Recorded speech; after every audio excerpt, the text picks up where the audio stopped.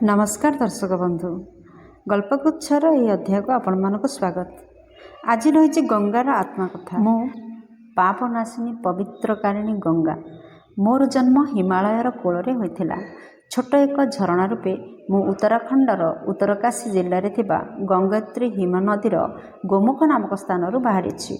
गोमुखरू किछि तले गंगोत्री रे मोर भव्य मंदिर रही, ଯେଉଁଠାରେ देशर विभिन्न स्थानरू तीर्थयात्री माने आसନ୍ତି। राजा भगीरथ एही स्थान रे तपस्या करथिले, सेथिपाई मोर आउ एक नाम मध्य अछि भागीरथी। एठारू मु तळकू चलीछि। मोर रूप बढ़िबाकू लागिछि। पहाड़ को चिरी पत्थर को ठुकु ठुकु अवस्था रे उछुड़ी कूदी आगकू बढ़िछि। मु आगकू बढ़ुछि। चलिबा ओ बहिबा हेउछि मोर काम। मु वाराणसी रे पहुँचुछि। एही सहरर अन्य नाम काशी। यह एक बड़ तीर्थस्थान। वाराणसी आगकू बढ़ी मु अनेक नदी को आपणा कूଳରେ नहीं बिहार राज्य रे पहुँचुछि। एठारू पाटना भागलपुर आदि सहर दे पश्चिम बंग रे प्रवेश करुछि। पश्चिम बंग रे मोर दुईटी धारा होछि। गोटे धारा बांग्लादेश को जाछि, सेठारे ताहार नाम पद्मा होछि। अन्य एक धारा कोलकाता दिग को जाइछि, सेठारे मते हुगुली नाम रे लोके जानନ୍ତି।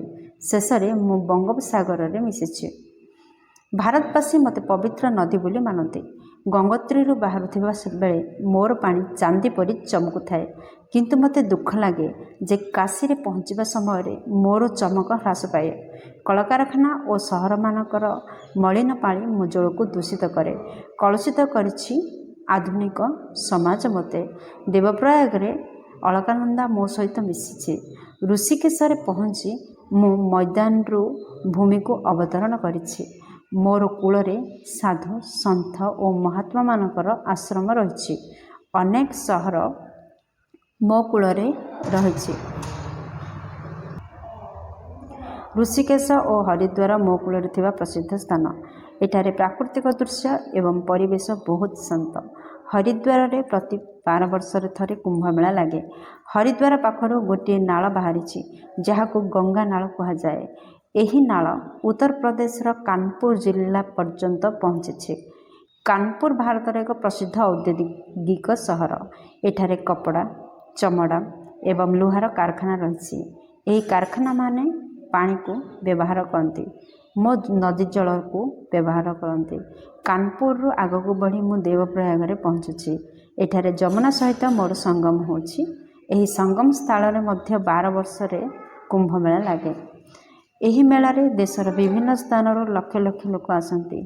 एबे लोक माने मोर पानी को सफा करबा पई प्रयास करछंती। मते सही दिनर अपेक्षा रे रहिछि, जेतेबेले मोर जल पुणी गंगोत्री बाहरुथिबा समयर परि स्फटिक और स्वच्छ और पवित्र हेब। वर्षरे पापनाशिनी गंगा मोर पवित्र पानी को यज्ञ ठारू आरंभ करी मंदिर ठारू आरंभ करी मशानी पर्यंत सबु क्षेत्र रे आवश्यकता होइथाए। मते रक्षा करिब प्रति भारतवासींकर कर्तव्य। मते सुरक्षा देबा प्रति भारतीयंकर दायित्व एवं कर्तव्य। अनुरोध निश्चय रक्षा करिवे। रहुछि। दर्शक बंधु भिडियोटी जदि भल लगी भिडियोटी गोटे लाइक कर दिंतु। सांग सहित यथेष परिमाण में शेयर करंतु। चैनल जदि नुआ अछंती ताहले चैनल टी सब्सक्राइब करी बेल बटन प्रेस करी आले सेट करंतु, कहीं प्रतिदिन प्रकाश पाउथुआ भिन्न धरणर कहानी आपणक पाखरे प्रथमे पहुँची पारिबो। पुणी देखा गल्पगुच्छर अन्य एक अध्याय। से पर्यंत जय जगन्नाथ। नमस्कार।